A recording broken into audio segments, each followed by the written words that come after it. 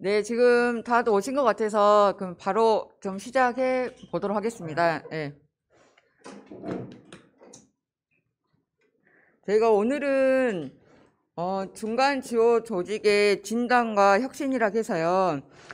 2002 나눔 단체 종사자 역량 교육 사업의 일환으로 해서 오늘부터 지금 총 4강으로 지금 진행이 됩니다. 1강부터 3강까지는 과연 중간 지원 조직이라는 여러 가지 또 저희가 좀 개념 정립과 함께 진단을 해보고요. 마지막 4강 때는 그런 부분들에 대해서 같이 광주 지역에 대한 이야기를 나누는 시간을 갖고자 합니다. 네, 오늘은 이제 그 첫 번째 시간으로요. 주제는 중간 지원 조직의 사례와 시사점을 가지고 김지연 전 희망제작소 선임연구원이시면서 광주시 저희 협치 지원관이신 서울시 협치 지원관이신 저희가 김지연 저희 강사님을 모시고 강의를 듣도록 하겠습니다. 큰 박수 부탁드리겠습니다. 맞습니다. 저는 희망제약소에서 한 9년 정도 일을 했고요. 그 다음에는 서울시 도시생지원센터에서 잠깐 있었고, 지금 이제 서울시 캠퍼스타운 활성화과라고 캠퍼스타운 관련한 부서에 있는데 옮긴 지 얼마 안 됐습니다. 그래서 여기 오는 것도 조금 허락받기가 좀 어려웠는데 일단 어쨌든 예, 여기 광주에 계신 여러 그 시민사회 선배님들을 뵙는다는 그런 생각으로 예, 여기 오게 됐습니다. 그래서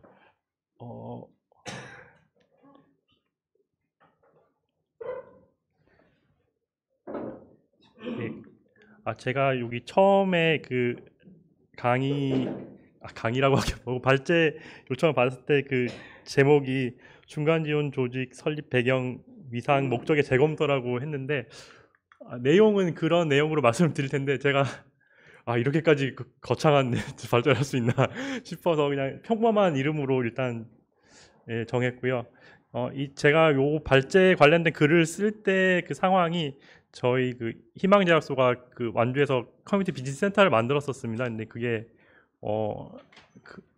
다른 이름으로 바뀌면서 없어지는 그 시기하고 제가 성북구에서 다른 중간 지원 조직 관련된 연구를 하면서 느꼈던 점을 중심으로 정리를 했던 것이라 그래서 뭔가 좀 업데이트를 해야 하는데 그것보다는 이 발제 취지에 맞으려면 그때 당시에 썼던 글에 좀 충실하게 다시 재구성하는 게 맞겠다 싶어서 일단 그 내용을 중심으로 준비를 했습니다.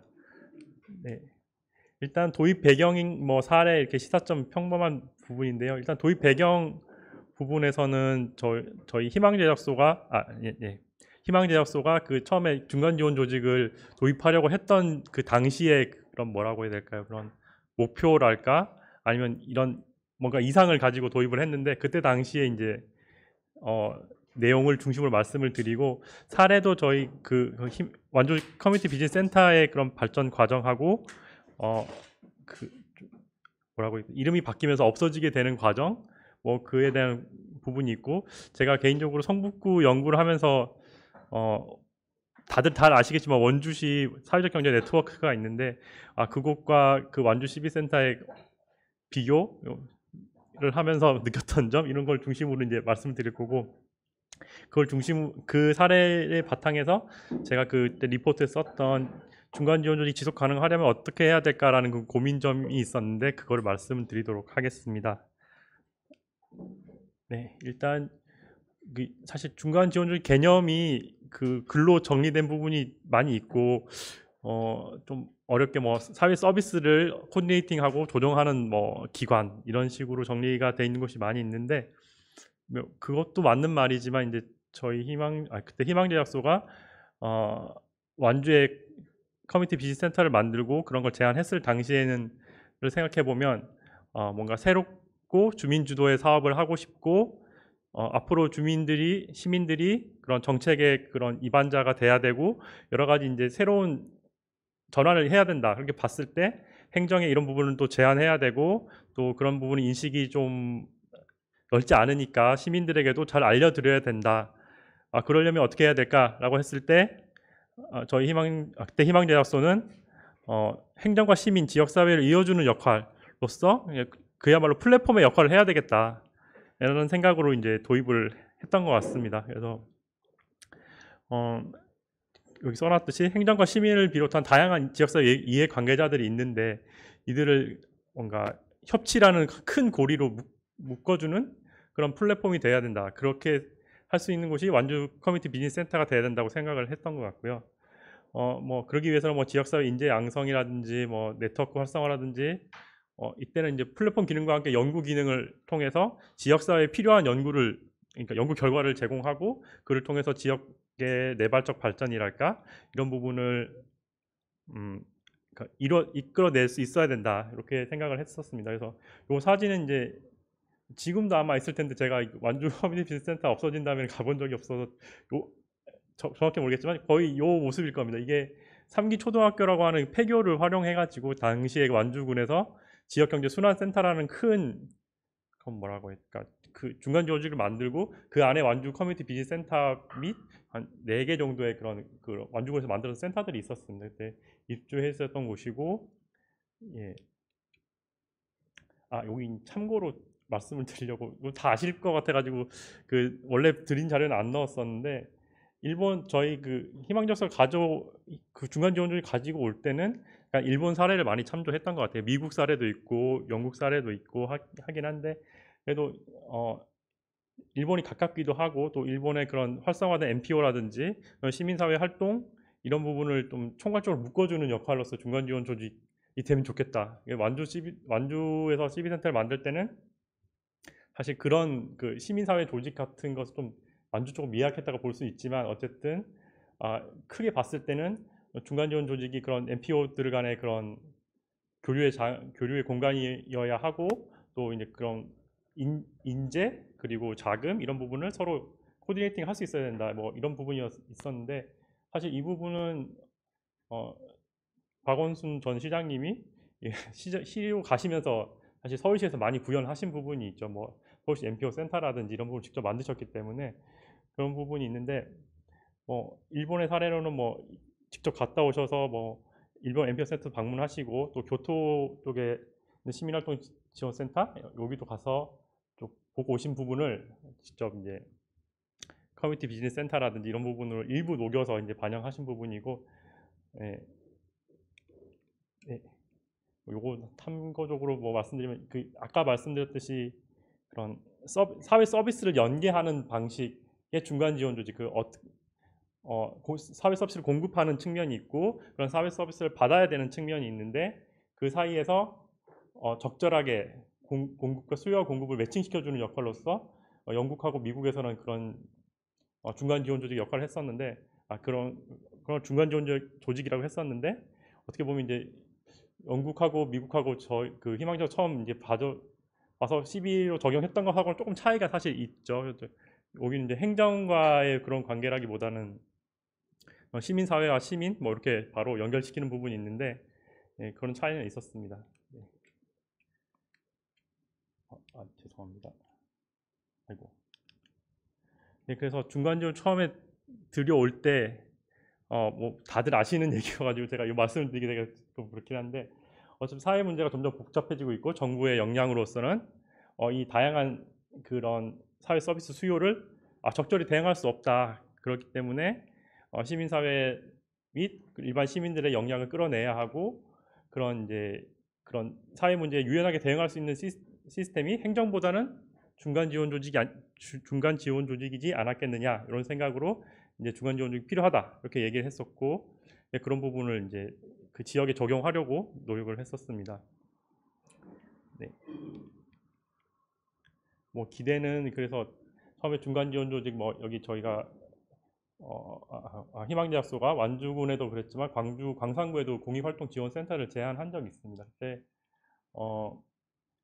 중간 지원 조직이 이런 걸 하겠다 이런 뭐 역할에 대한 기대라고 해야 될 텐데 일단 행정보다는 더 오래 그 일을 할 수 있다고 보고 종합적이면서 연속적이고 전문적인 시스템을 만들어서 그런 시민활동 및 공익활동을 더 활성화시키는 역할을 할 수 있겠다.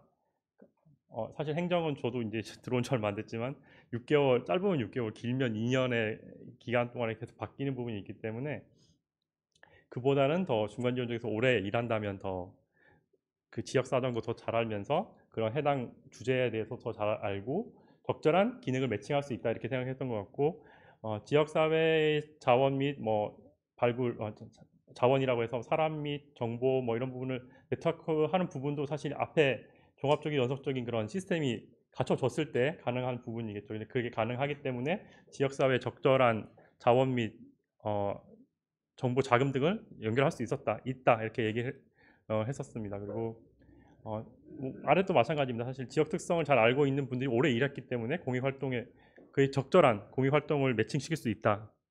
이렇기 때문에 종합적으로 봤을 때 지역 및 사회 경제적 특성에 따라서 지역 과제를 해결할 수 있는 역할을 할 수 있고 그런 대안적인 정책 대안을 만들 수 있다 이렇게 봤던 것입니다. 그래서 중간 지원 조직을 도입해야 하고 이런 부분을 통해서 지역 사회를 바꿀 수 있다 이렇게 제안했었습니다. 뭐 기능은 뭐 아까 말했던 거랑 비슷하긴 한데 뭐 이렇게 표로 만들어 놓으면 좀 정리가 되는 부분이 있을 거라 생각합니다.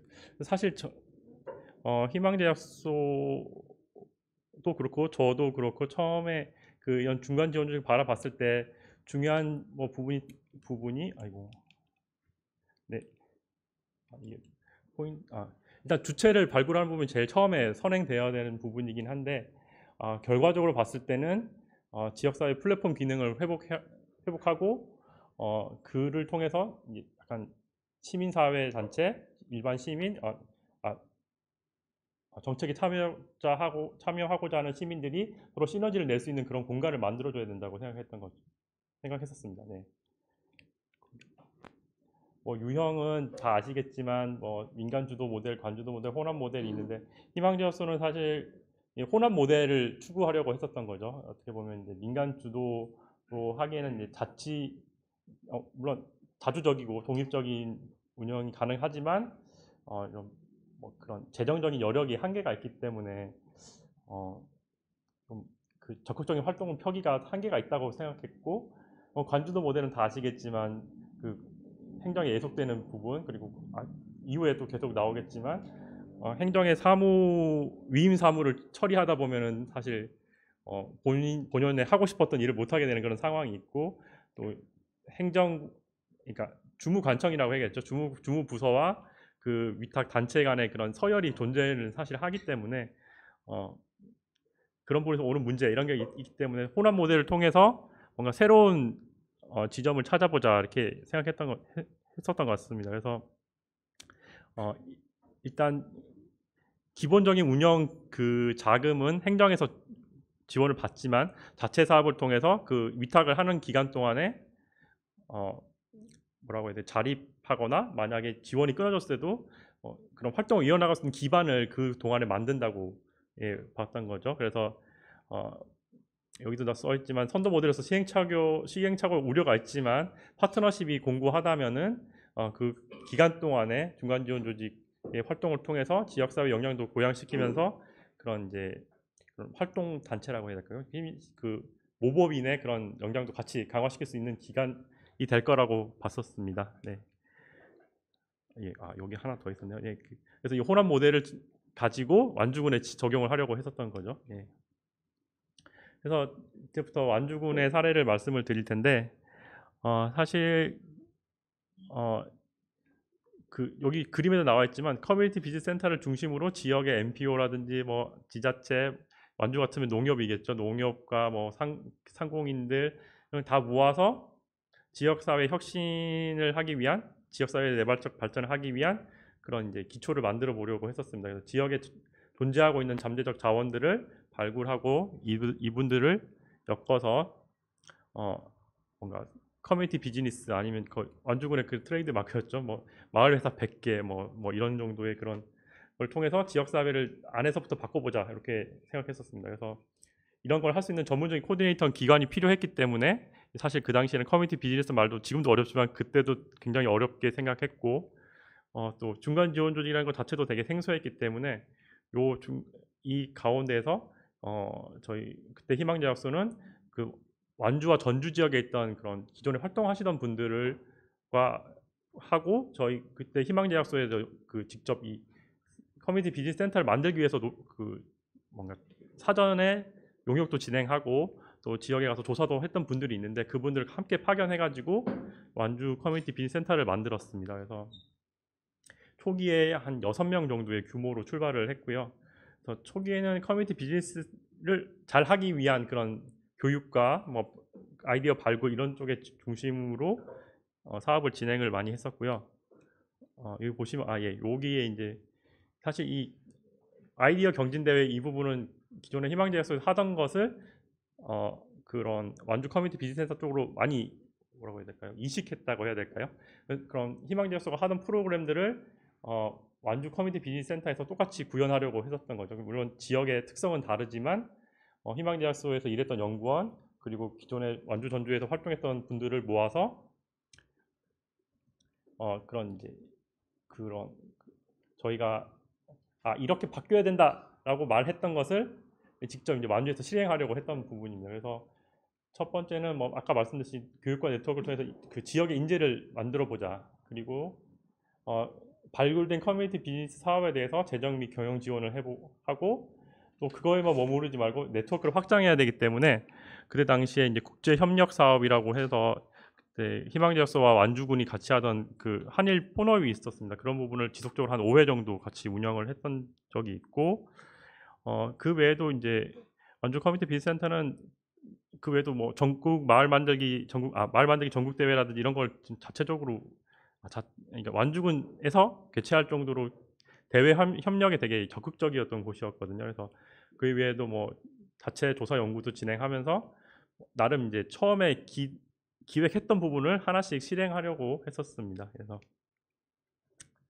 뭐 설립 초기를 보시면 이제 2010년, 2009년인가 그때 이제 처음 신택리지 사업이라고 해서 완주군에서 지역 자원을 발굴하는 연구를 하고 그 이제 거기서 발굴된 여러 사업 중에 하나로 완주 커뮤니티 비즈니스 센터를 제안을 했는데 그걸 이제 설립에 관련된 기초 연구 등을 통해서 2010년에 이제 시작을 하게 됩니다. 그래서 이때는 완주 커뮤니티 비즈니스 센터를 지금도 그렇긴 한데 완주 커뮤니티 비즈니스 센터를 위탁받는 모 법인을 완주군에서 만들었어요. 뭐 그때 완주 고산 농협이라든지 지역 단체들과 함께 같이 만들고 희망제약소가 그 처음에 어떤 아까 말씀드린 프로그램에 대한 조언이라든지 조직 구성에 대한 부분 그리고 그때 당시에도 박원순 상임이사가 이제 가끔 이제 완주군 직접 가가지고 이런 식으로 같이 하면 좋겠다 가끔 회의도 하면서 완주 커뮤니티 비즈니스 센터 초기 모델을 만들었었습니다. 그래서 그때 당시 이제 그 당시는 뭐 그 호남 모델이라고 하긴 했지만 전체 운영비와 사업비, 인건비 등은 다 완주군에서 계속 지원을 하는 상태였고, 네 그런 재단 법인으로 출발해서 한 약 2년 동안 이런 형태로 희망제약소가 그런 프로그램 협력을 계속하고 재정 지원은 완주군에서 하는 형태로 진행을 계속 해왔었습니다. 그러다가 2012년 이후에 그 희망제약소하고 완주 커뮤니티 비즈니스 센터의 그런 모법인인 재단법인 이름이 정확하게 기억이 안 나는데 그 재단법인하고 이제 MOU 관계를 맺으면서 이제 그 센터장도 그쪽 센터에서 그쪽 모법인에서 직접 채용하는 방식으로 바뀌었습니다. 그래서 그때 센터장 되신 분이 임경수 박사님이라고 지역 활동가로 유명하신 분인데 그분이 센터장이 되시고 독립적인 운영을 하기 시작합니다. 그리고 뭐 퍼머컬처라든지 약간 독특한 그 완주군만의 그런 프로그램들을 운영을 했었는데 이 시기에는 사실 이제 그 기존의 완주군에서 만들었던 다른 공동체 그러니까 중간 지원 조직들이 있었어요. 한 3개 정도 있었는데 다 잘 그렇게 그 운영이 되지 않았다고 봤겠죠. 그래서 그 완주군에서 그 나머지 센터들을 없애면서 그 완주 커뮤니티 비즈니스 센터 쪽으로 많은 이게 역할이 넘어오게 됩니다. 그래서 규모도 10명이 좀 넘었던 것 같아요. 10명 정도까지 늘어나면서 역할도 확대되고 규모도 확대되고 이 시기에도 계속 이제 희망제약소랑 연관이 있어가지고 계속 뭐 포럼도 진행하고 탐방 프로그램도 계속 진행하고 하면서 이 관계를 계속 유지해 왔습니다. 그래서 이 시기가 사실 어떻게 보면 완주 커뮤니티 비즈니스 센터가 전국적으로 제일 많이 알려지기도 하고 이 시기에 또 완주군에서 뭐 로컬 푸드라든지 여러 가지 정책이 막 알려지면서 전국적으로 보도도 많이 되고 그랬던 시기였던 것 같아요. 2012년부터 2014년까지 잘 운영됐던 시기라고 볼 수 있겠죠. 네. 그 다음에 이제 2015년이 되는데 요게 이제 2014년에 있었던 일이 그 지방 선거에서 군수님이 바뀌게 됩니다. 여기서 뭐좀 민감할 수도 있다고 생각이 들긴 하는데 어쨌든 바뀌신 다음에 이제 완주군도 사실 군치고는 인구가 굉장히 많은 편이거든요. 거의 10만에 육박하는데 농촌 지역 말고도 전주에 가까운 쪽에 그런 아파트 단지도 좀 있고 공장지대도 많이 있습니다. 그러다 보니까 아, 농촌뿐만 아니라 도시 지역에서의 공동체도 활성화시켜야 된다. 그런 이제 그런 플랜이 있었을 것 같고 그래서 이제 이름도 공동체 지원 센터로 바꾸게 됩니다. 근데 이 과정에서 저도 이제 전에 들은 부분이기 때문에 좀 말씀드리기는 좀 어려운데 어쨌든 기존의 커뮤니티 비센터에서 일했던 분들이 다 어, 다른 곳으로 가시게 되고 이제 다 새로 채용되시는 부분이 있는 거죠. 그러다 보니까 이제 자연스럽게 저희 그때 희망자랑도 좀 관계가 멀어지는 부분이 있고 예, 그래서 전면적인 변화가 있었고 사실 한 1년 그래도 완주군 당시 공동지원센터에서 희망자에서 와서 뭐 아파트 공동체 프로그램이라든지 이런 부분에서 조언도 받고 프로그램도 같이 연구하고 했었던 적이 있는데 그 뒤로 이제 점점 이제 교류가 좀 줄어들다가 제가 요 발제를 준비하면서 요즘에는 어떻게 지내고 있나 한번 들어가 봤는데 이름이 이제 완주군 도시생 지원센터로 바뀐 거죠. 그래서 사실 누가 일하고 있는지 이런 부분도 좀 찾기가 지금은 좀 이 홈페이지 상으로는 찾기가 어려웠어요.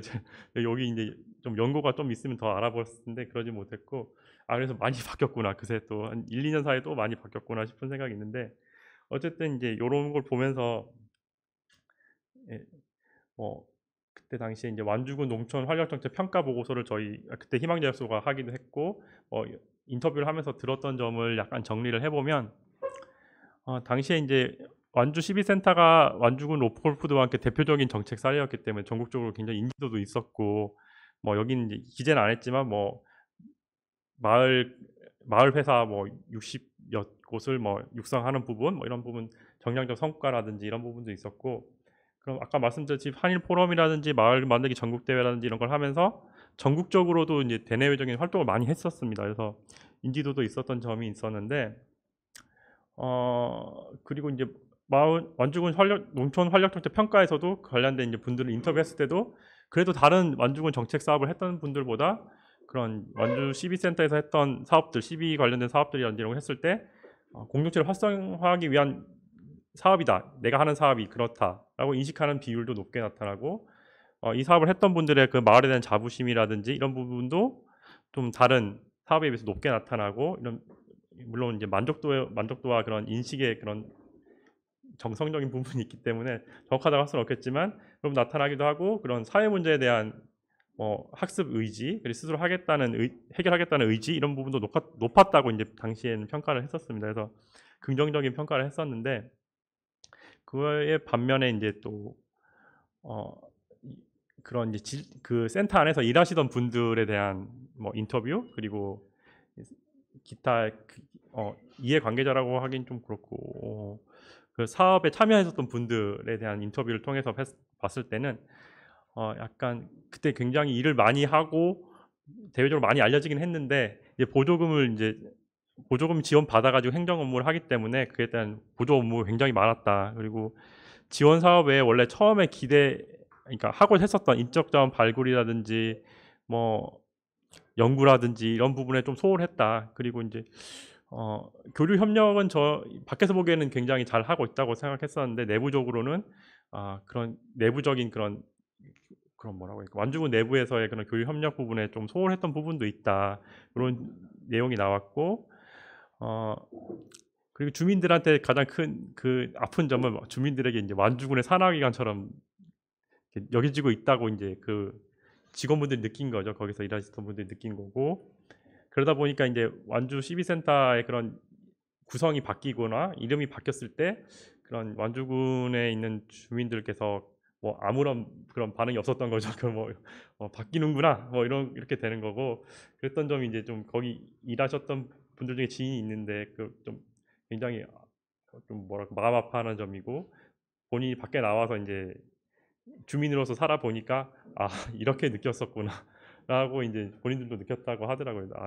나는 열심히 한다고 했었는데 그리고 이제 주민들이 보기에는 그렇게 느낄 수도 있었구나 이렇게 약간 자책하는 그런 느낌도 있었어요. 그래서 사실 이제 보조금 사업을 많이 하고 일도 굉장히 많이 했는데 그러다 보니까 원래 초기에는 보조금을 지원을 받으면서 향후에 이제 독립적인 중간 지원직이 되기 위한 그런 뭐라고 그럴까 나름의 인큐베이팅 과정이라고 생각했는데 그 부분이 좀 잘 되지 못했던 부분이죠. 그래서 완주군에서 이렇게 이름도 바꾸면서 정책 방향도 수정한다고 했을 때 거기 있는 분들이 뭔가 다른 그 당시에는 지금은 다 전주시라든지 다른 곳에 가셔서 열심히 또 일하고 계시지만 그 당시에는 이제 바로 대처하기는 좀 어려웠던 지점이 있었고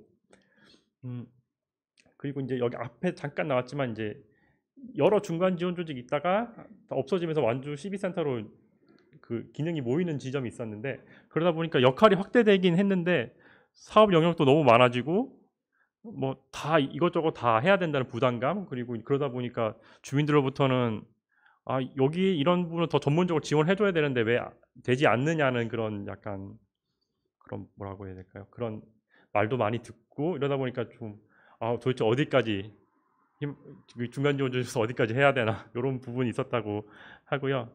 그리고 이제 정책 연구나 개발 기능을 할 수 있어야 된다는 지역사회 지적도 있었던 것 같아요. 근데 그런 부분에 대해서 적극적인 대응이 되지 못했던 지점 이런 부분이 당시에 이제 평가 보고서에 작업을 할 때 그 이제 들었던 내용들이고요. 요건 사실 저도 그 서울시 센터에 도시행 지원센터에 잠깐 있었지만 진짜 이렇구나라고 생각이 들긴 하더라고요. 그래서 행정사무가 정해져 있는 부분이 있고 그 부분을 이제 반드시 수행해야 되기 때문에 그 이외에 뭔가를 하기는 좀 부담스러운 부분이 있었습니다. 그래서 아마 완주 CB센터도 그랬던 것 같고 다른 문제는 또 이제 성과 측정과 목표 설정의 문제였다고 이제 얘기를 했습니다. 뭐냐면 행정기관은 이제 예산을 받아서 그걸 집행을 하고 그걸 의회에 보고도 하고 이제 감사를 받아야 되는 입장에서 소득 증대라든지 뭐 용돈 체험 사업을 얼마나 했는지라든지 뭔가 수치가 나타나는 부분에 집중할 수밖에 없는데 그러다 보니까 완주군 CB센터가 처음에 하고자 했던 뭐 그런 시간이 많이 걸리는 사업들 있잖아요. 뭐 사람을 발굴해서 육성을 하고 그들 주체로 만들어가는 그런 일들은 사실 좀 하기가 어려웠던 거죠. 그래서 결과적으로 이제 완주군 CB센터가 그런 행정과의 목표 설정 관계에서 이제 좀 자기만의 색깔을 찾지 못했던 지점 이런 부분이 있기 때문에 이제 일하시는 분들도 뭔가 좀 사업 목표 설정이라든지 운영에 있어서 다른 부분이 있어야 되지 않는가 영향을 너무 많이 받고 있다 행정의 그런 목표 설정 영향을 많이 받고 있다 이런 얘기를 했었고 그러다 보니까 이제 여기 나왔지만 완주군청의 주무부서였겠죠. 이렇게 농촌활력과의 거버넌스에 집중되다 보니까 다른 그런 군청 내에서도 농촌활력과 이외에 다른 부서와 교류하기 좀 어려운 부분이 있었을 거고 그리고 또 지역 내 단체들과 연계하려고 해도 그쪽도 이제 어떻게 보면 그런 그 각 군청마다 주무부서가 다 있지 않습니까? 그러니까 그걸 넘어서서 뭔가 바로 교류하기에는 좀 한계가 있었던 것 같고 그런 지점을 지적을 했었습니다. 네. 네. 이거 같은 게 두 개 들어갔는데, 네. 언제 보겠네. 아닌가? 앞으로 갔었던 것 같고요. 네, 그래서 제가 그 성북구에서 중간지원조 연구를 하면서 이제 성북구 중간지원조직은 이렇게 가야 됩니다라고 얘기를 하려고 뭐 여러 가지 사례를 보던 중에 뭐 다들 잘 아시는 사례고 워낙 유명한 사례이기 때문에 원주 협동사회경제 네트워크 사례가 있는데 어떻게 보면 이제 완주군 CB센터와는 좀 이제 보면 좀 결이 좀 다르다고 해야겠죠. 그래서 원래부터 역사가 깊은 활동 역사가 깊고 또 지역 내 그런 네트워크가 나름 탄탄하고 뒤에 설명드리겠지만 잘 아시는 것처럼 뭐 서로 상호 출자 관계이기도 하고 서로 그런 생산품들을 서로 그런 팔고 사고 하는 그런 관계이기도 하고 어떤 밝음 신협 건물에 여러 가지 단체가 모여 있기도 하고 그런 어떻게 보면 그런 공동체적인 유대가 강한 곳이죠. 그래서 제가 요 연구 진행할 때는 그 협동사회 경제 네트워크 전담인 그런 사무국 직원이 1명 정도 있던 걸로 기억을 하고 나머지 한 분은 뭐 다른 그런 강원도 사회적 경제 그런 지원 협동조합 지원센터인가 거기에 이제 일하시면서 같이 일하시는 그런 구조로 돼 있었던 걸로 기억을 하는데 사실 어떻게 보면 규모는 완주군 시민센터가 정말 유명했을 때 좀 전국에 널리 알려졌을 때보다 규모는 크다고 볼 수는 없는데 그럼에도 불구하고 2003년에 여기 이제 원주 협동조합 협의회에서부터 시작됐는데 여기서부터 지금 거의 약 20여 년이 됐는데 아직까지도 그 고유의 활동을 유지하고 있고 오히려 더 그 영역을 확대하는 부분도 있거든요. 그래서 느리지만 꾸준하고 자기만의 사무를 확실히 가지고 있다. 이런 장점이 있다고 생각해가지고 그때 당시에 이제 성북구에서 이런 모법인을 만들면서 수탁을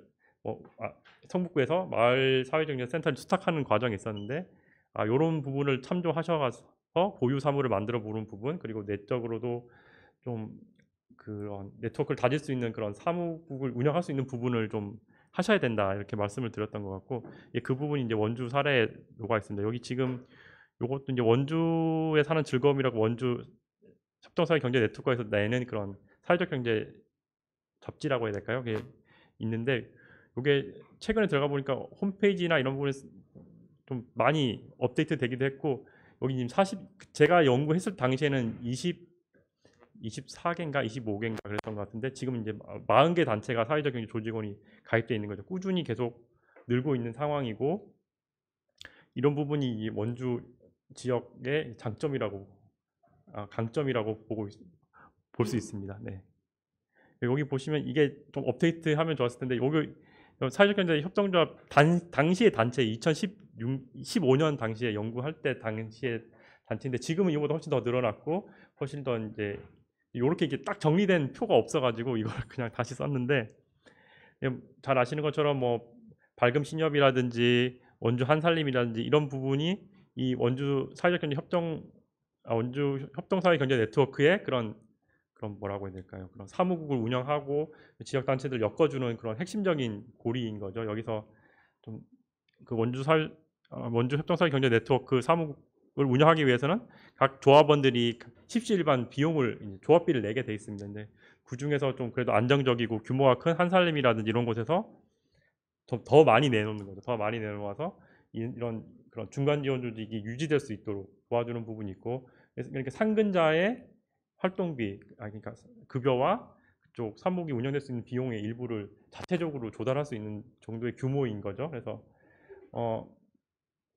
뭐 여기 옆에 보시면 각각의 출처 구조가 되게 복잡하게 돼 있는데 요건 다른 연구 자료에서 가져왔거든요. 근데 이제 출처를 써야 되는데 못 썼는데 이렇듯이 이제 서로 어떻게 보면 뭐 순환 출자라고 해야 될까요? 어떻게 표현하면 좋을까요? 근데 이게 서로 돕고 돕는 관계가 되다 보니까 이런 이제 오랜 시간이 지났을 때도 그런 관계가 유지가 되고 또 오히려 이제 그런 원주 지역의 그런 사회적 경제라든지 협동조합이라든지 그런 마을 공동체 이런 부분을 어떻게 보면 끌고 갈 수 있는 그런 원동력을 계속 유지할 수 있다고 보았습니다. 네.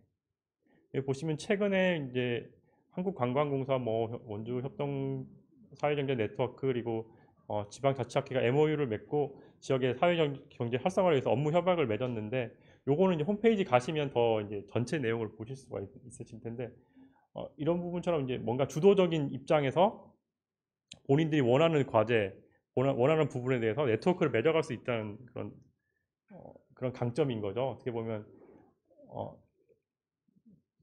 이런 부분에서 이제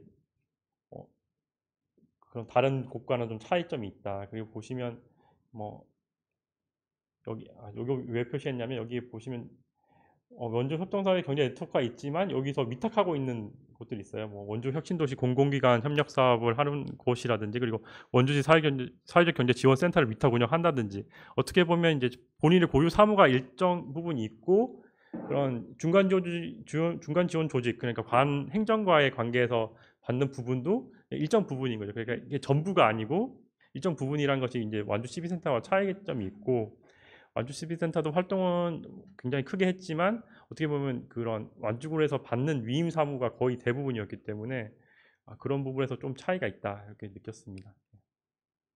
요거 이제 비교표를 잠깐 만들었는데 그래서 아까 말씀드렸듯이 약간 완주 협동사회 견제는 사무국 독립 운영이 일단 가능한 거예요. 규모가 크건 작건 요걸 떠나서 지속 가능한 부분이 있지만 완주 커뮤니티 비즈센터는 그러지 못했고 사실 별도의 재단 사무국도 없었던 거죠. 재단이 있고 모법인이 있었지만 그 재단이 사실 어떻게 보면 제대로 기능할 수 있는 구조는 아니었다고 볼 수 있는 거죠. 그러다 보니까 지원 사업 위주의 그런 부분에 집중할 수밖에 없고, 네, 뭐 좀 어떻게 보면 여러 사업을 했지만 어떻게 보면 지역 사회에 녹아드는 그런 사업은 좀 적었을 수도 있다. 반면에 이제 원주 협동사회 견제 네트워크는 지역 공동체를 위한 직접 사업을 하겠다고 이제 정관에 규정이 돼 있는 부분이 있고, 그런 내부적으로도 서로 이제 지원하고 지원받는 그런 관계가 유지되기 때문에 연대 활동이 계속 이어지는 부분이 있다. 그래서 이런 차이점이 어떻게 보면 좀 서로 다른 반대편에서 볼 때 완전 다른 점이라고 볼 수 있겠고요.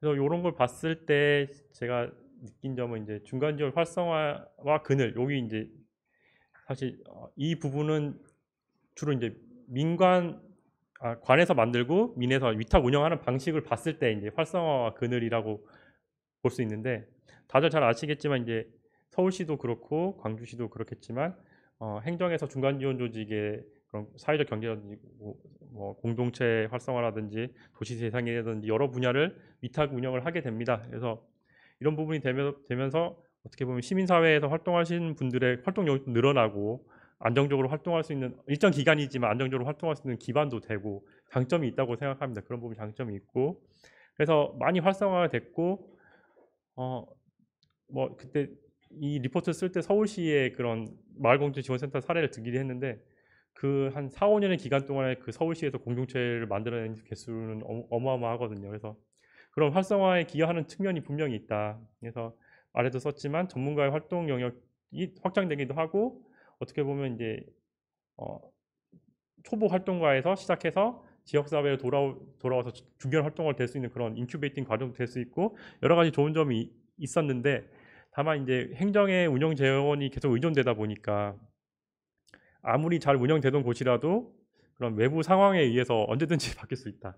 요게 좀 약점인 것 같긴 하더라고요. 이게 완주 CB센터도 그랬지만 제가 그때 연구했던 성북구 지역도 원래 그 전 구청장님이 있었을 때는 마을이라든지 사회적 경제라든지 그런 주민주도 계획이라든지 이런 부분을 굉장히 중요하게 생각하셔가지고 많은 투자를 했고, 뭐 과도 팀도 별도로 만들어서 그 마을공동 쪽에 지원을 했었는데, 제가 듣기로는 이제 바뀌시면서 그걸 이제 팀이 하던 걸 한 명이서 맡게 되고 뭐 이런 식으로 이제 업무가 조정이 되는 부분이, 물론 이제 그건 다 그런 이제 정책적인 판단이 있었겠지만 어쨌든 이제 그러면서 좀 비중이 달라질 수 있는 부분, 외부 영향을 받을 수밖에 없는 부분이 존재를 하고 있고,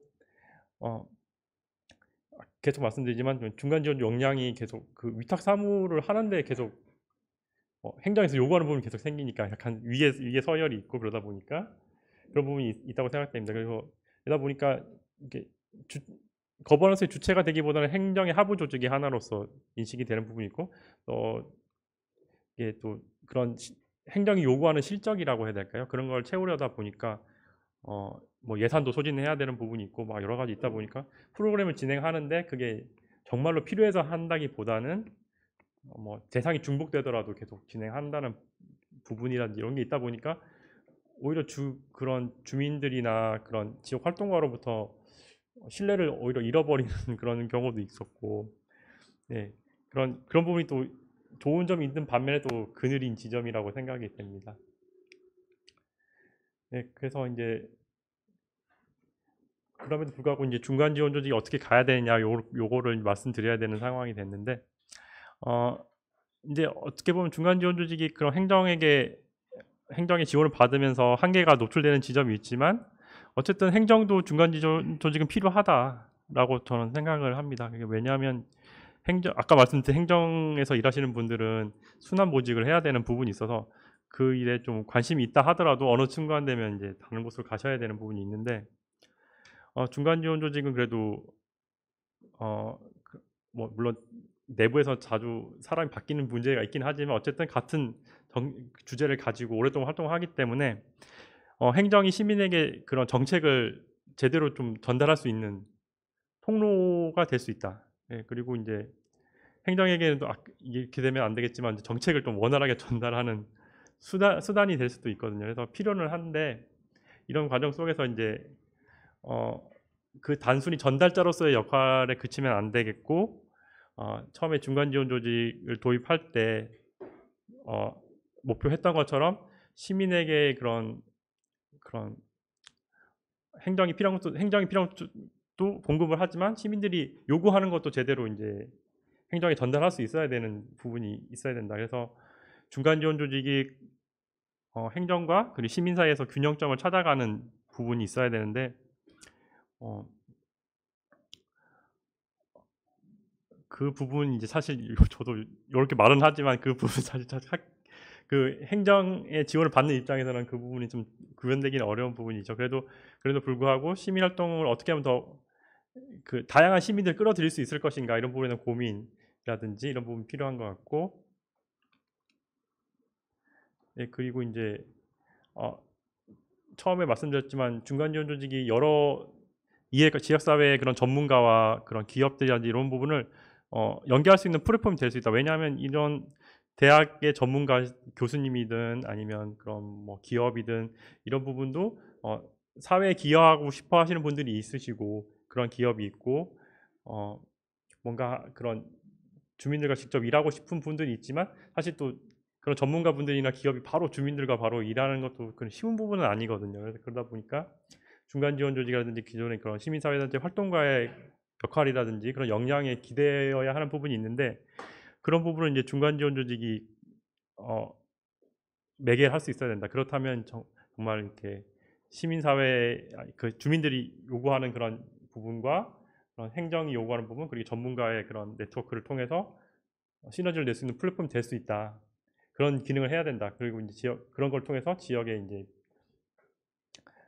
그러니까 지역에 밀착된 정책 제안이라고 했는데 이게 이제 조금 이제 그럴 수도 있지만 다른 그냥 일반 연구 기관에서 했을 때는 사실 그런 이렇게 주민들과 함께 호흡하면서 할 수 있는 부분이 많지 않기 때문에 뭐 중간 지원 조직에 계신 분들은 또 주민들도 계속 만나고 지역의 여러 그런 전문가분들 알고 있기 때문에 좀 더 그런 지역에 밀착된 그러니까 정책 과제라든지 연구 의제를 발굴할 수 있고 그럴 수 있어야 한다. 이렇게 이제 제안을 하는 부분이고 마지막에 뭐 좀 행정의 변화가 필요하다고 그때 이제 제가 그 리포트 할 때 쓰긴 했는데 행정이 이제 중간 지원 조직을 뭐 파트너로 보기보다는 사실 좀 이제 수단으로 보는 경향이 있죠. 이거는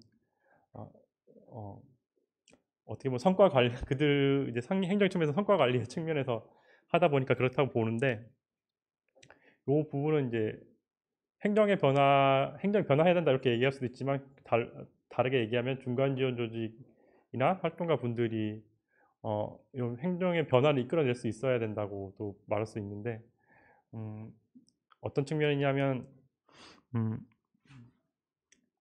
어떻게 보면 그 행정에게 신뢰를 얻는 부분, 그러니까 정책의 수행에 있어서 신뢰를 얻는 부분이 일단 이제 선행이 된다면은 이렇게 거꾸로 약간 행정의 그런 신뢰를 바탕으로 파트너로서 발전할 수도 있지 않을까 그런 예 제가 뭐 구체적인 방안을 드릴 수 있는 건 아닌데 그런 식으로도 생각할 수 있지 않을까 생각은 합니다. 네.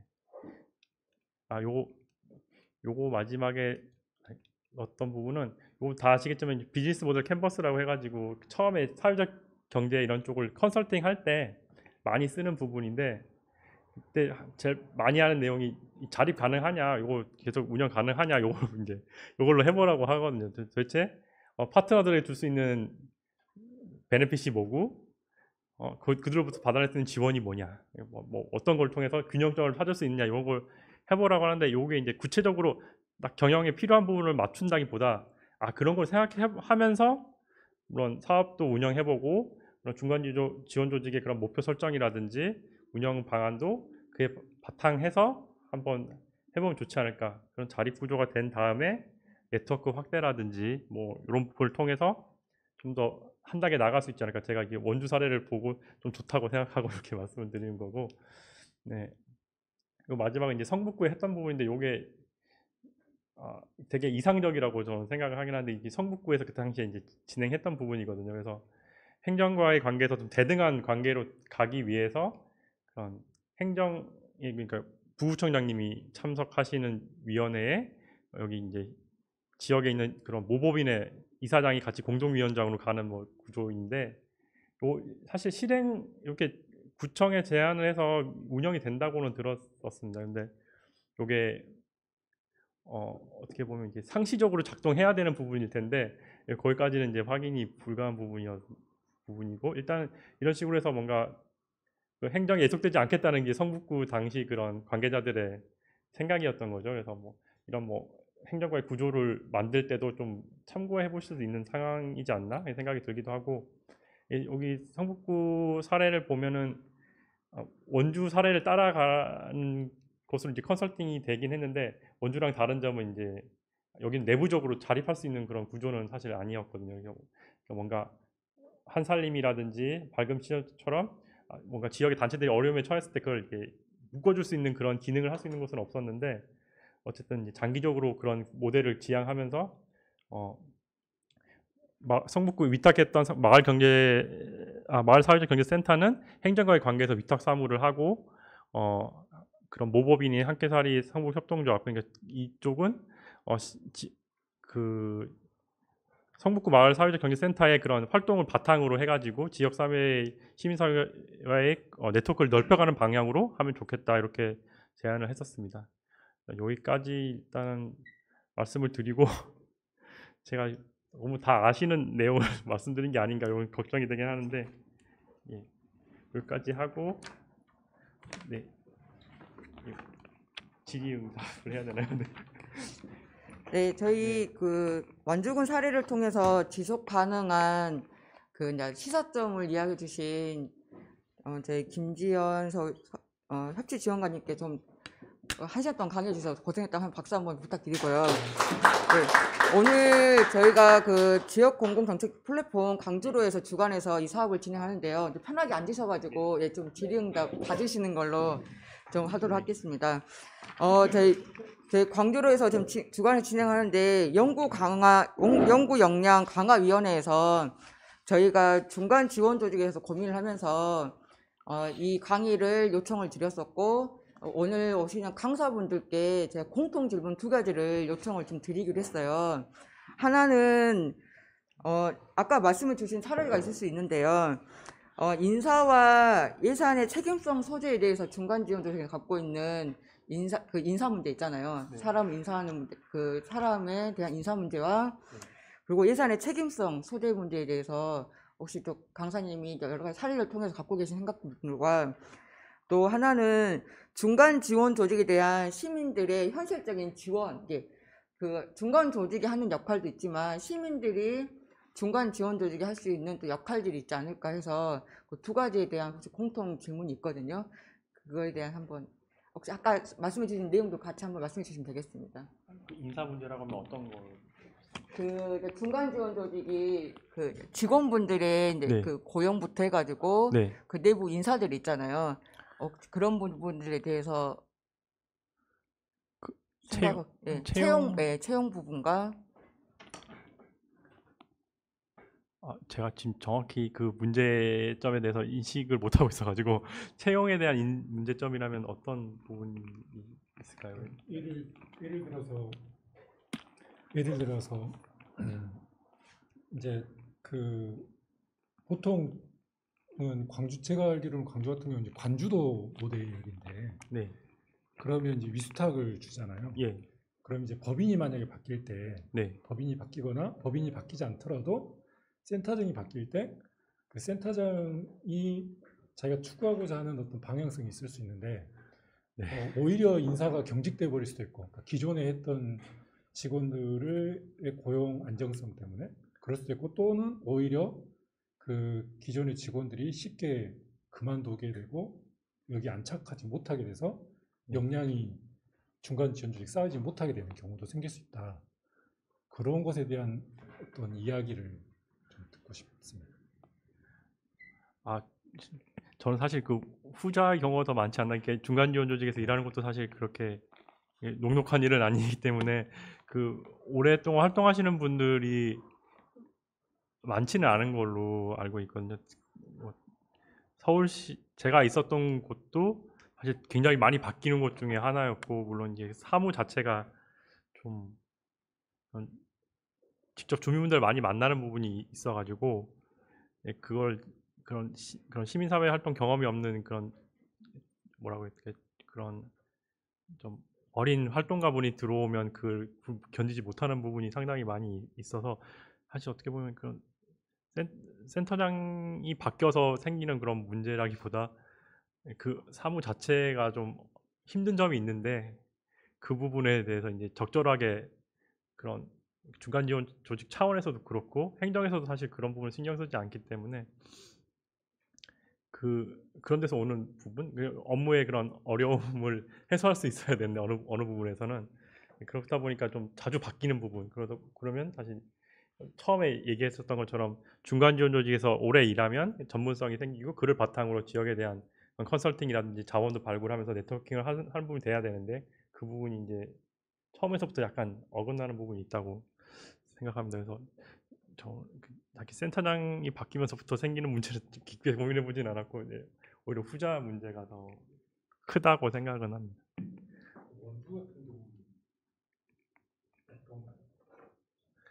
원주는 사실 제가 자주 방문을 했던 건 아니고 한 2, 3년 만에 한 번씩 방문하는 기회가 있었어요. 무슨 탐방 프로그램이라든지 아니면 뭐 연구 조사차 가는 경우도 있었는데, 거기 이제 상근하시는 분하고 이런 분들이 바뀌는 경우가 별로 없다고 느꼈고요. 그냥 2년 뒤에 가도 그분이 계속 일하시고, 또 바뀌신 경우는 뭐 더 좋은 뭐 중앙 정부로 가시는 경우도 있었고 해서, 그래서 바뀌는 거지 뭔가 제가 그 내부 사정을 정확히 모르기 때문에 말씀드리기 정확하진 않습니다. 그래서 그래서 그럼 뭐 나름 그쪽 그 원주 쪽은 그런 무의당 선생님의 그런 뭐라고 해야 돼, 활동 정신 이런 걸 이어받는다는 그런 부분도 좀 상당히 크고 하다 보니까 나름 내부적으로 그렇게 막 크게 바뀌는 것 같지는 않다고 저는 느꼈어요. 그래서 예산에 관해서 아까 질문 드렸었는데, 네. 어차피 사회자님이 질문하신 거에 대한 보충 설명이라서 예산에 관한 부분인데, 사실은 관주도로 되다 보니 행정에서 정해진 예산 범위 내에서, 그리고 또 항목이 결정된 상황에서 사실은 대부분의 중간지원 조직이 거기에 대한 변경을 못하고 그죠. 실제로는 사업을 해야 되는 상황들이 많이 되지 않습니까? 네. 여기에 대한 뭐 이걸 좀 개선했던 사례라든지 아니면 좀 더 나은 방식들이 어떤 게 좋은 것인지, 거기에 대한 아까 사회자께서 질문하신 것 같아요. 근데 사실 그 부분이 좀 어려운 부분인 것 같은데, 그 사무가 늘어나는 부분이 있고, 그걸 이제 저도 중간 조직이 잠깐 있었지만, 그 사무를 처리하다 보면 그 다음 연도 예산을 미리 짜야 됩니다. 거의 7월, 8월부터 짜기 시작해서 주무부서에 내라고 하면 이제 내야 되는데, 그 깊게 생각할 시간이 사실 없는 거죠. 그 예산을 내년에 뭘 하겠다.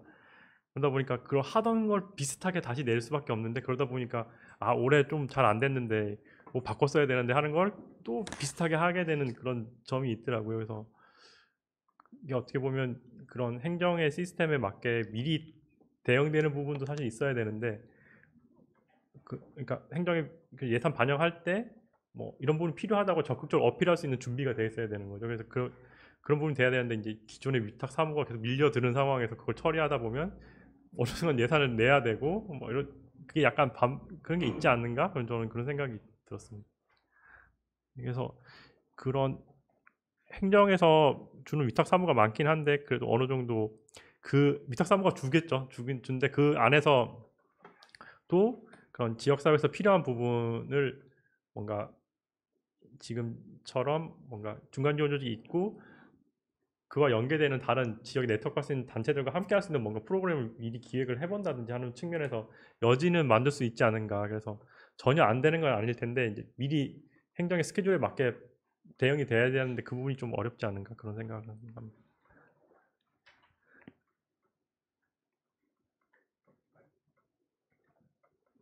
아까 두 번째 질문 드렸던 건 중간 지원 조직에 대한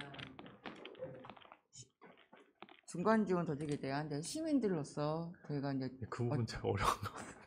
어떤 지원이 좀 필요한가라는 좀 그런 좀 저희가 좀 질문도 들었었거든요. 그게 되게 포괄적이기도 하고 각각 하는 그 중간 지원 업무마다 조금 다른 것 같은데 어떻게 보면 이제 주민분들 중에는 이제 그런 사회적 책임이라든지 뭐 그런 공동체를 고양해야겠다는 그런 인식이 있는 분도 있으시지만 그렇지 않은 분들도 있고 당장 자기 뭐라고 해야 될까요? 그냥 자기 눈 앞에 있는 그런 일들에 대한 해결 이게 중요하신 분도 있어가지고 그 모든 주민들에게 만족시킬 수 있는 걸 할 수는 사실 없기도 하고 사실 주민분들로부터 바로 즉각적인 피드백을 받기도 사실 좀 어려운 점은 있다고 생각은 합니다. 그래서 주민들로부터 어떤 거를 요구해야 될까라고 하면 좀 당장 생각나는 건 없긴 한데 네.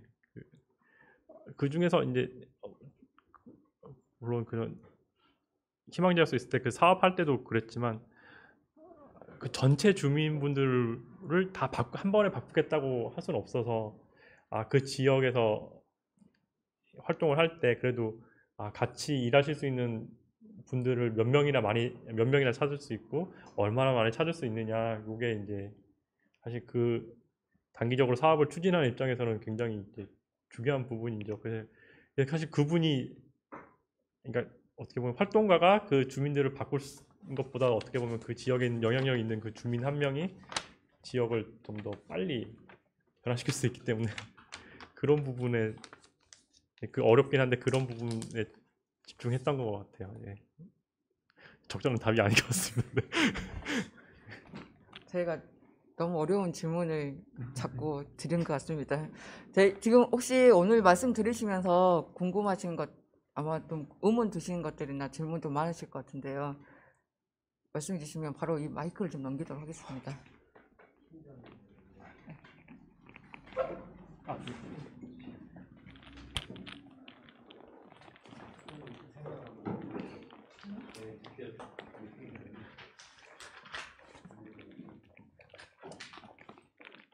아마 중간 지원자가 계시니까 오늘 이야기를 들으시면서 고민하고 계신 것도 있으실 것 같아서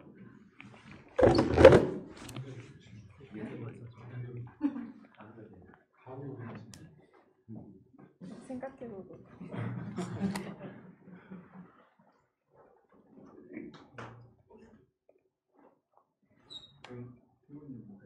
네.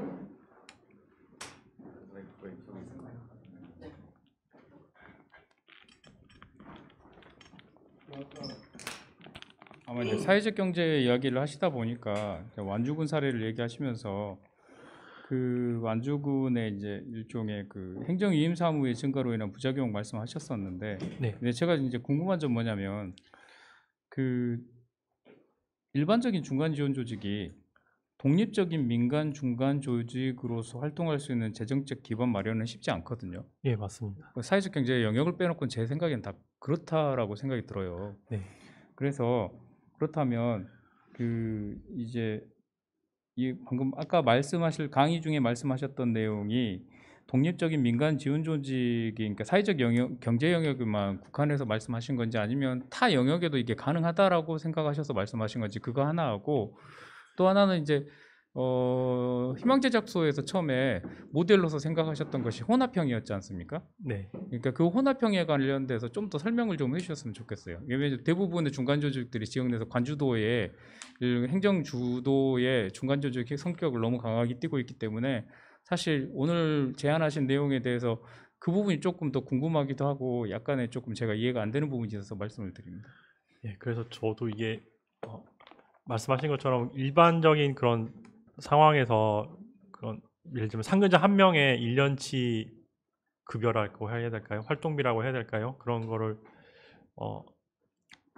마련하는 건 쉽지 않은 상황이죠. 그래서 그럼에도 불구하고 제가 그 성북구 할 때 그걸 제안했던 부분은 성북구 그 네트워크에 당시에 60개 정도가 된 단체 및 개인이 참여를 했어요. 그래서 물론 그 중에는 개인분들은 그렇게 뭐 많은 조합비를 낼 수는 없겠지만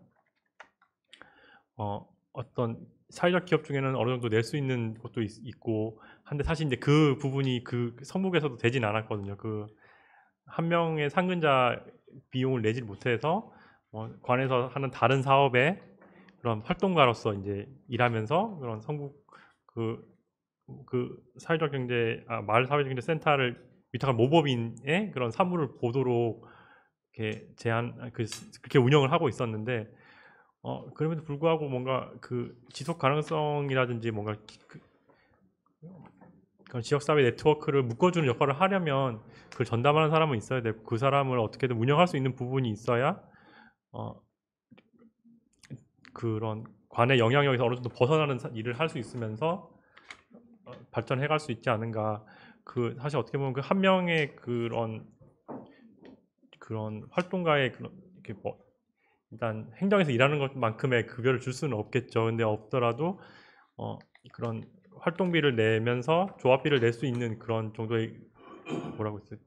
의지라고 하면 약간 결속력이라고 해야 될까요? 그런 부분이 담보가 되지 않은 상태에서 뭔가 행정에게 변해라 이렇게 행정은 변해서 지원만 하고 간섭을 하지 말아라고 이게 얘기했을 때 이제 그게 어느 게 이게 더 빨리 이루어질지 그쵸 사실 저 판단이 진짜 안 되긴 하는데 어려움에도 불구하고 그런 방향으로 조금씩 나가야 되지 않는가. 그래서 뭐 그러니까 상근을 계속 시킬 수는 없다면은 며칠이라도 일하는 부분에 대한 조합비의 측면에서 조달이 돼야 된다든지 사실 어떻게 보면 원주 사례가 그런 게 있고 조금 다르지만 대전에 가면 한반레츠라고 사례가 있지 않습니까? 거기도 2000년 초반에 그 레츠를 시작을 했는데 거기 보시면 잘 아시겠지만 그 레츠라는 게 일반 돈이 아니고 그 안에서 그 레츠 공동체 안에서 돌아가는 그런 공동체 화폐인 거죠. 그런 걸 운영하면서도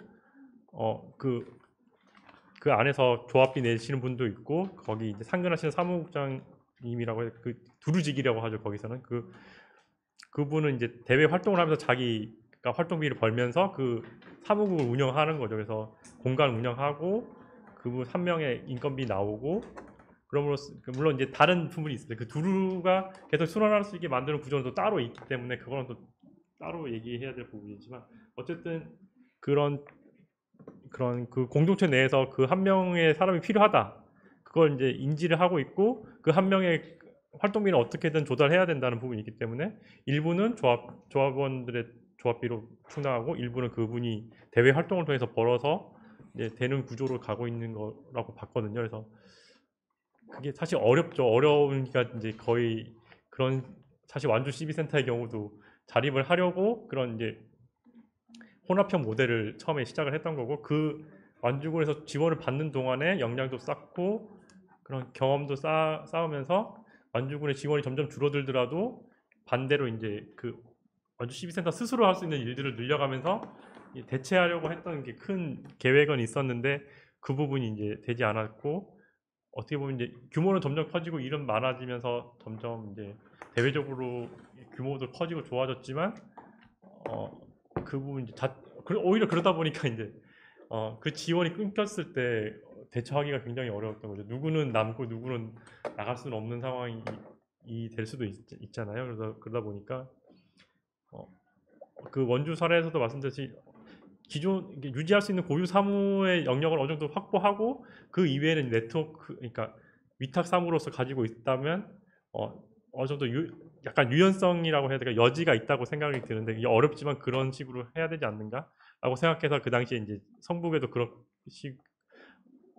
완주나 다른 거의 모델보다는 오히려 이제 원주 쪽의 모델을 보시고 길게 보시면 좋겠다 그렇게 얘기했던 것 같습니다. 그래서 근데 말씀하셨던 부분은 어려운 부분인 건 다 알고 있고 이게 제 개인적인 생각이기 때문에 꼭 이렇게 해야 된다 이렇게 말씀드리는 건 아닙니다.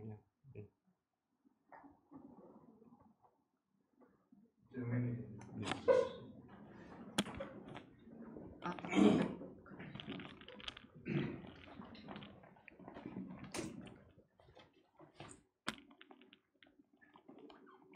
조금 전에 다른 분도 말씀하셨는데 희망제조업소에서 애초에 구상했었던 민관 협력 모델을 보면 크게 사실은 그렇게 가기 위해서 두 가지가 핵심이었던 것 같은데, 하나는 이거를 민관이 공동으로 이 중간 지원 조직을 운영할 수 있느냐. 그러니까 아까 네, 얘기했던 이제 네. 위원회 동수 구성, 네. 민관의 동수 구성하고, 또 하나는 어쨌든 재정의 일부라도, 이제 사업비의 일부라도 독립 재정이 있어야 된다. 그러니까 전면적으로 위임 사무가 이제 예상하고, 그게 이제 일종의 거의 100%가 아니라 그러면 30% 아니면 최소한 40% 자체 예산 조달이 가능한 구조를 생각을 하셨던 것 같은데, 네. 일단 첫 번째는 아까 여전히 이제 그 모델이 바람직하다고 생각하시는 것 같아요. 성북구에도 아마 비슷한 얘기나 제안을 하셨지 않나?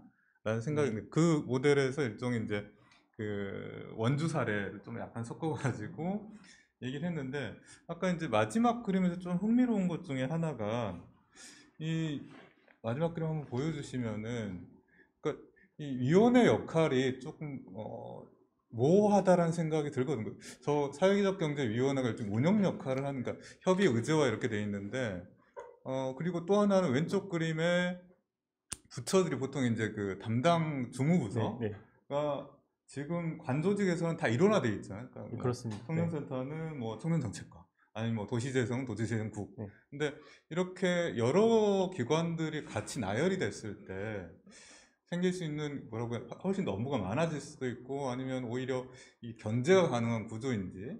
뭐 하나 어쨌든 네. 전체 그 중간지원 조직의 제일 중요한 의사결정 기구가, 네. 그러면은 보통 이제 운영위원회가 있다라고 얘기를 하는데, 중간지원 조직 운영위원회가 있다고 얘기를 하는데, 대체로 보면은 시하고, 그러니까 중간지원 조직 사이에 운영위원회 역할이 대부분 그러니까 없다고 해야 되나? 그러니까 하고 싶어 하는 것 같고 역할을 해야 되는 것 같지만 애매한 위치라고 해야 되나? 근데 지금 이렇게 제안하는 게 일종의, 뭐라고 해야 되나요? 그러니까 그 여러 가지 문제, 아니면 가능한가? 현실적으로 가능한 얘기인가? 일단 그런 말씀해 생각이 좀 드는데. 지적해 주신 부분 중에서 네.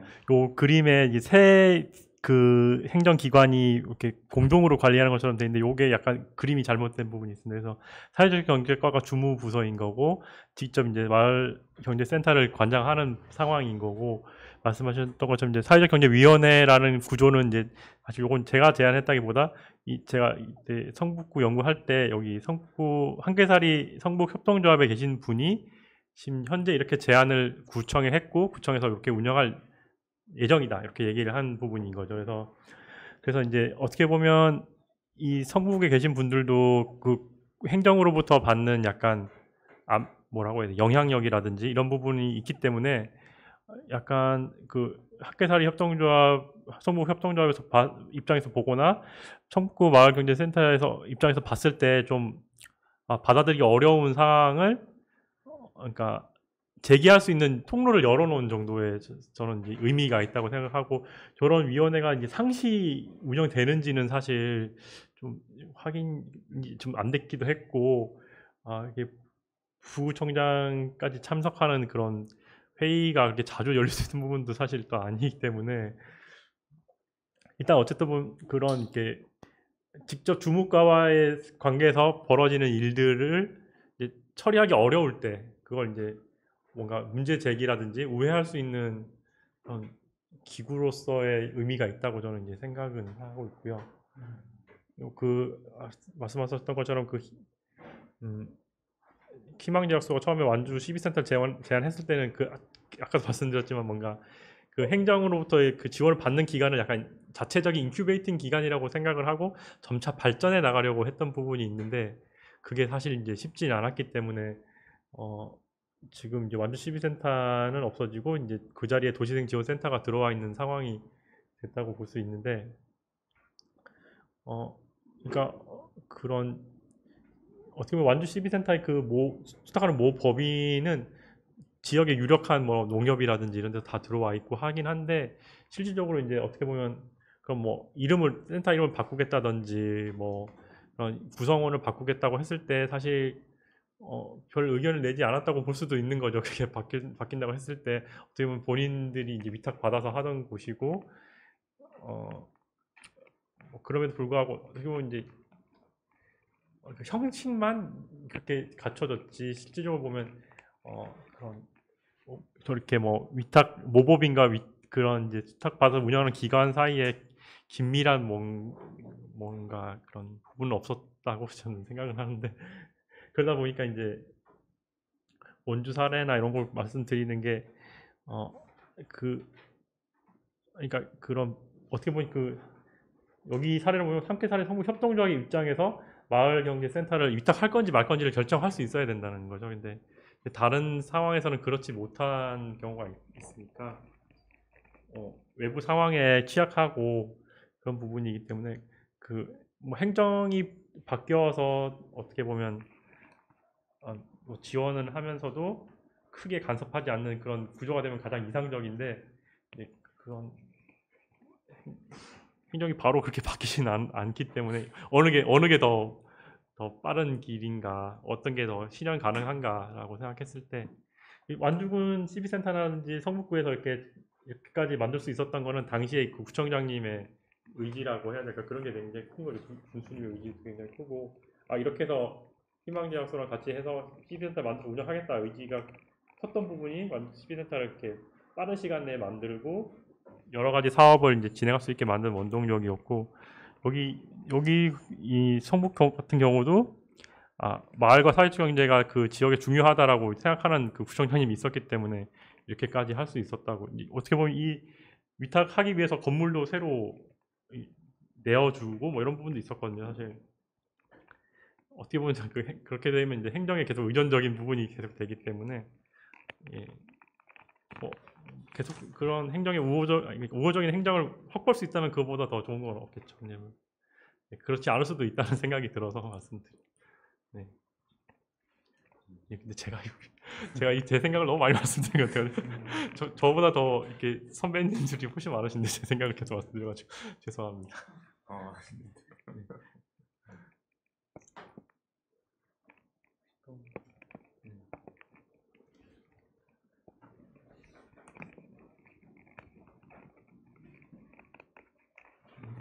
뭐 팀장님 뭐 준비가 되셨는지 아니면 없으시면 넘어가시면 돼요. 네.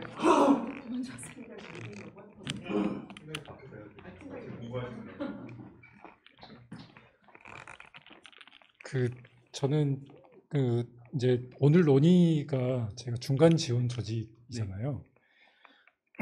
근데 쭉 이야기를 듣다가 저는 계속 이제 상이 잘 안 잡혔던 게 중간 지원 조직을 논의를 할 때 지금 어느 수준까지 논의할까? 제 수준에서는 중간 지원 조직은 예를 들어서 저희 법인이 청년센터를 위탁을 하고 있으니까 네. 그러면 청년센터가 중간 지원 조직인 거잖아요. 네, 그렇습니다. 네. 근데 이제 그러면 근데 원주 사례나 이런 거는 결국은 이제 중간 지원 조직을 중심으로 해서 주변에 그러니까 모법인을 포함한 주변의 환경적인 것까지 다 이야기가 된 것 같거든요.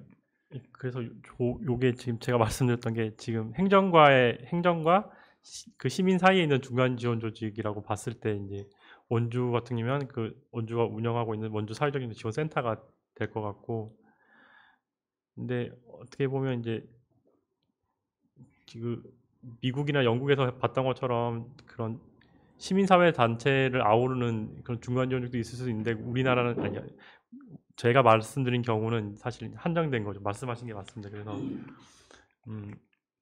그런 이제 중간 지원 조직을 운영하면서 어떻게 보면 계속 행정의 지원을 받는 것에 우호적인 행정을 확보할 수 있다면 그건 좋은 일이고 그렇게 하면 될 부분이고 근데 이제 그렇지 않을 수도 그런 지역적 특성이 다 다를 수도 있을 것 같아요. 광주 지역은 또 진보적인 곳이고 또 그런 정책을 지지하는 분들이 있을 수 있으니까 그런데 또 서울만 해도 또 아닐 수도 있고 뭐 여러 가지 상황이 있어 보니까 그런 말씀드린 거고 지적하신 부분이 맞습니다. 그래서 헷갈리게 말씀드린 부분이 있네요. 제가 네. 지적한 건 아니고요. 네. 제가 헷갈려가지고. 제가 한 말씀 드릴까요?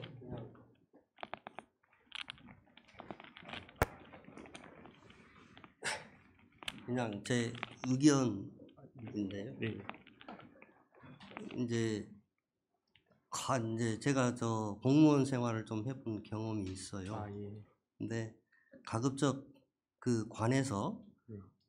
직접적인 서비스를 제공하는 것은 그 여러 가지로 문제가 좀 있다 하는 그런 생각이 많이 들었거든요, 그때는. 네. 그래서 이렇게 중간 지원 조직도 관에서 주도해서 만들면, 특히 이제 돈이 관에서 나오게 되면 자연스럽게 인사나 여러 가지 이제 조직 문제에 있어서 간섭을 받을 수밖에 없는 그런 구조이기 때문에 그 중간 조직이 꼭 필요하다라는 지역 내의 어떤 활동가들의 어떤 공감이 이렇게 바탕에 깔리지 않은 상황에서 그 관이 주도적으로 중간 조직을 이렇게 만들어내면 오히려 특보다 실이 더 많아지는 그런 사례들이 생기지 않을까 하는 그런 생각이 들어지고요. 그 조금 상황이 좀 나아지면, 예를 들면 이제 시민 활동들이 더 활발해져서 그분들이 그 시장 군수 구청장을 이렇게 배출해낼 수 있을 정도가 되면 이제 시장 군수 구청장의 어떤 의지와 그 배출한 지역 내의 활동가들하고의 어떤 그 서로 호흡을 맞추면 그때 오히려 더 활성화될 수 있지 않을까, 그런 생각을 해보냐 말씀을 듣다 보니까 그 지역 내의 분위기가 조금 더 익어질 때 시작하는 것이 효과적이지 않을까 그런 생각이 들어집니다. 말씀을 또 듣고 보니 어떠신가요? 예. 저도 중간 지원 조직 잠깐 있었지만 이게 행정의 지원을 받다 보니까 어떻게 보면 이렇게 약간 더 행정보다는 더 유연하게 문제에 대응하려고 중간 지원 조직을 만든 건데, 그런 예산 집행이라든지 그런 지출에 있어서 그러니까 어떻게 보면 행정은 의회의 감시를 받지만 또 중간 지원 조직은 또 행정의 또 지도 감독을 받아야 되는 상황이 되다 보니까 더 엄격하다고 해야 될까요? 어떻게 보면 돈을 지출하거나 할 때 더 재량이라든지 이런 게 없고 그런 건 있다고 느꼈거든요. 그래서 말씀하신 것처럼 오히려 그런 행정의 지원을 받는 부분에 있어서 생기는 문제점이 있기 때문에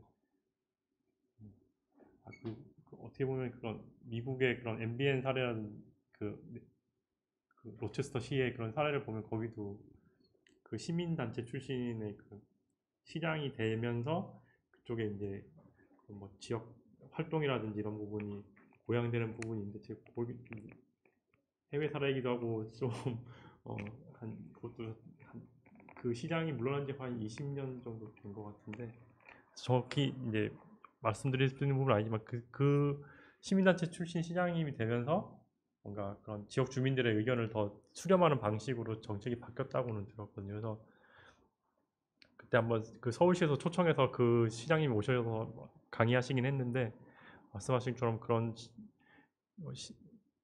시민단체에서 경력이 있으시고 그런 지역사를 잘 이해하시는 분이 되신다면, 구청장이 되시고 시장이 되신다면 그런 상태에서의 그런 중간 지원 조직의 활동은 더 유연하게 잘 할 수 있을 것 같다는 생각이 듭니다. 돈만 주기는 어렵잖아요. 예, 맞습니다. 그거 이제 받는 입장에서는 그렇게 얘기할 수 있는데, 이제 그걸 관리 감독해야 되는 주무부서의 입장에서는 또 그게 안 되기 때문에 그런 측면이 있다고 생각합니다.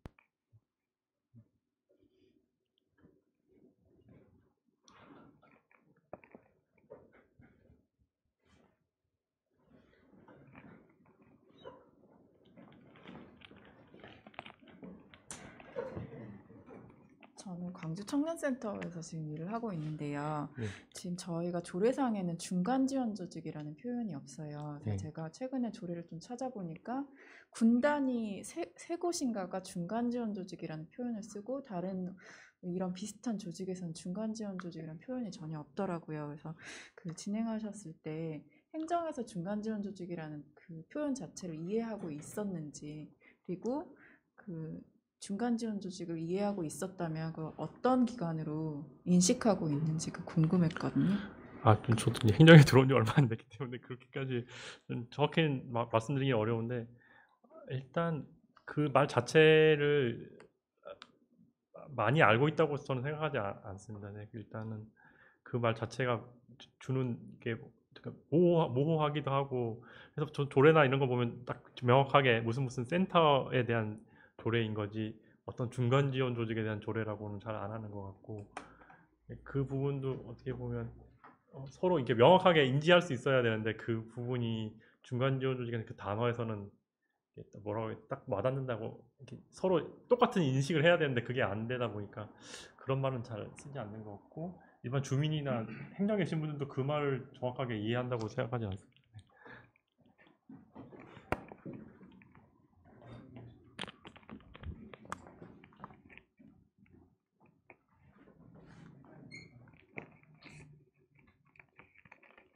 예, 저는 질문이라기보다는 이제 제 생각을 듣고 좀 말씀을 드리고 싶은데, 중간 조직, 중간 지원 조직, 중간 조직 뭐 여러 네네. 용어들을 많이 네네. 쓰는데, 아까 청년센터에서 질문하신 것처럼 사실은 중간 지원 조직이 행정에서 쓰이는 말은 사회적 경제 영역 때문에 먼저 도입을 쓰기 시작했거든요.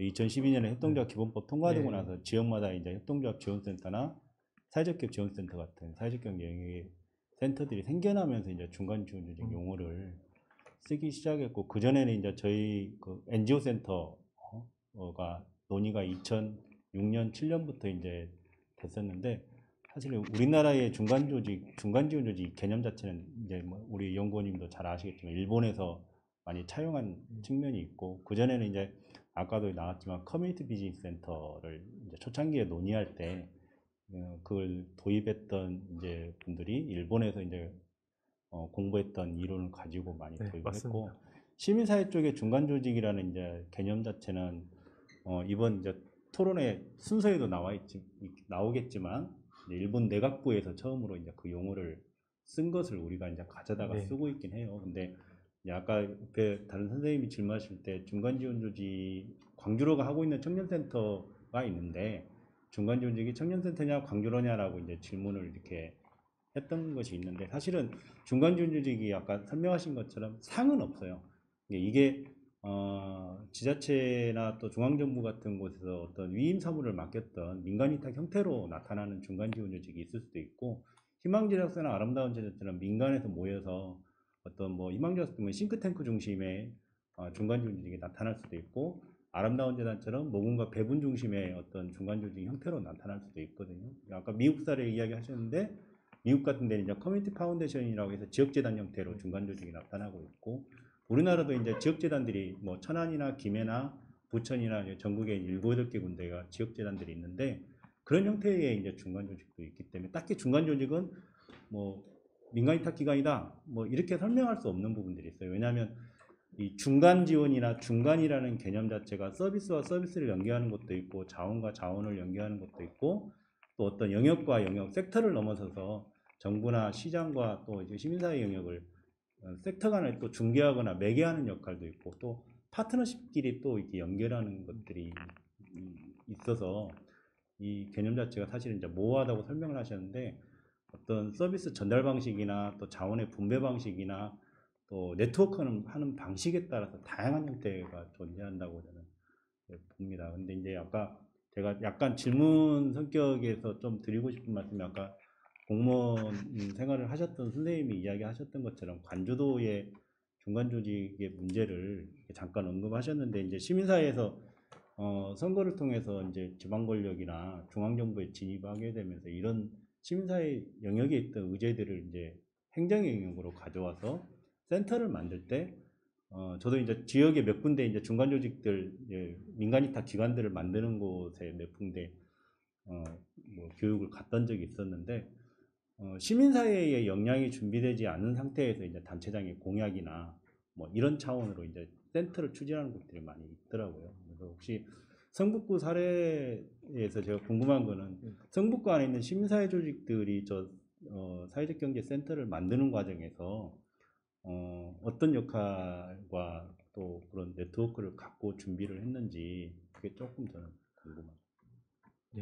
그 저보다 더 이렇게 명확하게 설명해 주셔가지고 제가 설명하지 못한 부분을 잘 이해시켜 주신 것 같은데, 제가 이제 주로 지금 우리나라의 그런 관에서 설립하고 민간에서 위탁 운영하는 사례가 워낙 중간지원이 많다 보니까 그걸 위주로 설명을 했고, 어떻게 보면 미국 사례라든지 일본에서 처음에 얘기했던 중간지원 조직은 그런 부분보다는 그런 일본 같으면 NPO들이 있고 NPO들의 그런 서비스를 어떻게 사람들에게 전달할 건가, 요 중간에 있는 그 부분을 중간지원 조직이라고 본 거거든요. 그래서 약간 사례에 따라 여러 사례가 있을 수 있는데, 저는 이제 약간 행정의 그런 뭐라고 정책을 어떻게 주민들에게 전달하는 입장에서 중간 조직을 말씀드린 부분이고, 성북구 부분은 성북구도 나름 서울시에서 봤을 때는 그런 시민사회 단체 활동이 활발한 곳이었고, 원래 그 성북구 지역이 뭐 부촌도 있지만 되게 좀 낙후된 지역이라고 해야 될까요? 그런 지역도 많이 있기 때문에 그런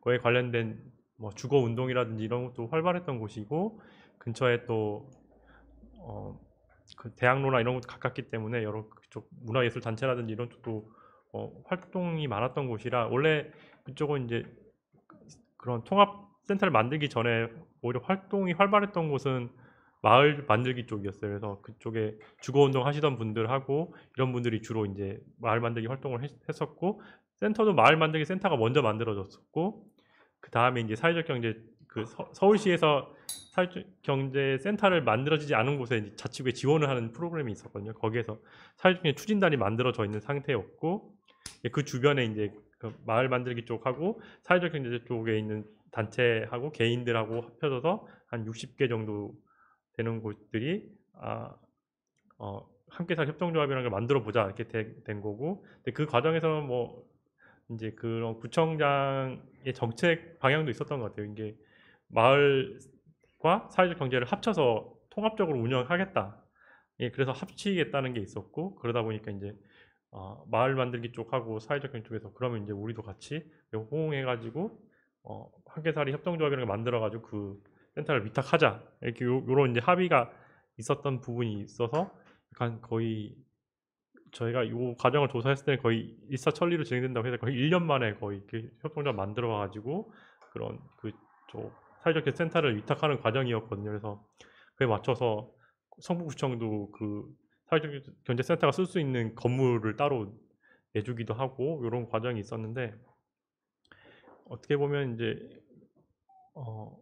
이렇게 말씀드리면 너무 행정에 의존적이라고 할 수도 있는데, 어쨌든 기본적인 건 그 성북구청장의 그런 정책 추진 방향 의지가 있었던 거고, 다른 측면에서는 그래도 이제 어느 정도 호응할 수 있는 그런 마을 만들기 쪽의 단체라든지 그런 사회적 경제 단체는 있었다. 근데 이제 그런 나름 역사가 있음에도 불구하고 원주랑 좀 달랐던 점은, 원주는 그 역사도 길지만 서로 연대하면서 성장하고 이제 겪어온 과정이 있는 반면에, 성북구 쪽은 이제 각각 단체들은 굉장히 오래됐어요. 막 주거 빈민 운동도 오래 했고, 한쪽에서는 장애인 문화 활동도 오래 했고, 막 이런 게 있는데 이제 같이 뭔가를 막 하진 않았던 것 같고, 그 마을 만들기 센터라든지 이런 게 만들어지면서 좀 이제 서로 모여서 교류를 하던 상황이었고, 좀 말씀드리기 좀 곤란할 수도 있는데, 요거는 그 마을 만들기 쪽하고 사회적 경제 쪽하고 합치기는 했는데 그렇게 이제 교류가 빈번하진 않았던 거죠. 그래서 서로 약간 사회적 경제 마을 사회적 경제 센터를 합쳤을 때 그 상이 일치되진 않았어요. 이게 뭔가 좀 서로 방향이 조금 다르고 그런 부분이 있었다고 것 같습니다. 그래서 주체가 없었던 건 아닌데, 이렇게 워낙 그 과정이 1년 내외로 이렇게 짧다 보니까 그게 막 밀도 있는 논의까지 진행되지 않지 않았을까라는 제 개인적인 생각인데, 어쨌든 연구 과정에서는 그 과정이 착착 이렇게 맞아서 진행이 되는 거죠. 그래서 언제 그런 협의회를 만들고 준비 단체를 만들어서 뭐 그런 행정의 그런 위탁 사무 뭐라고 해야 되지, 그런 위탁 공고가 뜨는 상황에 이제 맞춰서 착각 진행이 됐던 거죠. 그래서 협동조합 그러니까 삼계살 협동조합이 그 센터를 위탁 운영할 수 있었던 상황이었어요. 네.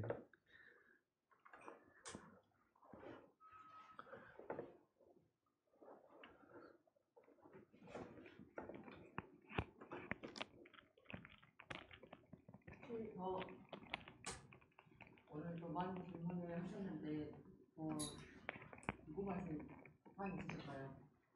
네. 오늘 먼길 다녀오셨는데요. 예. 저희 이제 귀한 말씀 해주신 저희 김재현 저희 현 작가님께 큰 박수 다시 한번 부탁드리겠습니다.